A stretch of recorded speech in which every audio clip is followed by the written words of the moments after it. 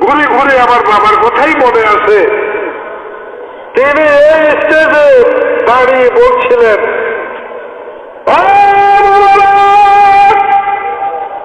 মনে রাখবেন এই কলসিনার দরবার কিয়ামত পর্যন্ত এই দরবারে আমি আল্লাহ থাকবে। এই দরবার খালি হবে না, খালি হবে না। যে মুরব্বীরা শুয়ে আছে তাদের ওসিলা কিয়ামত পর্যন্ত এই দরবার আল্লাহ খালি রাখবে না।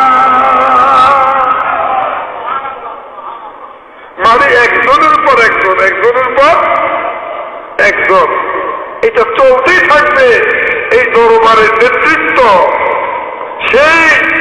সেই ওলি আল্লাহ বানাইবেন, সেই কারখানা ফ্যাক্টরি